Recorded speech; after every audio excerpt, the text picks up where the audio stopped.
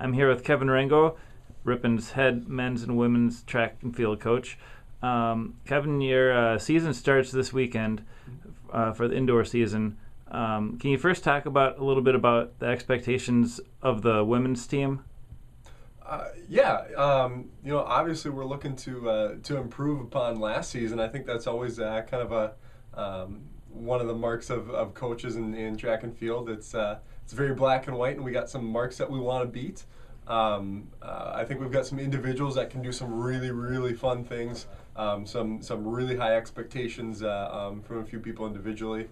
But I'm very excited about the depth that we have this year in terms of relays, having some of the best, I think, middle distance and sprint crews that Ripon has seen ever. So very, very excited about what we've got going there for them.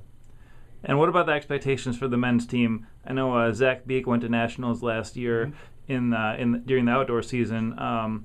What can we expect from the men's team as a whole this year? As a whole, I think we're looking at a very similar situation as the women. I think our long sprints, middle distance crew is very, very deep right now. I think we got about 6 guys who could be fighting for a spot on our 4x4 team, and I think that team, we've got some specific goals for them. Looking to hopefully break some records and work our way up the national list with that group. The throws in general, you talked about Zach. I mentioned that he was a national qualifier last year in the outdoor season. We want to get him to the national meet and hopefully get him on the podium, both indoor and outdoor. It's been kind of fun to see his progression. I think our throws group is going to be a fun group and a very, very talented group for the next few years here. And how excited are your student athletes to kind of get back out on the track? And practice started last week, I think it was. Yep.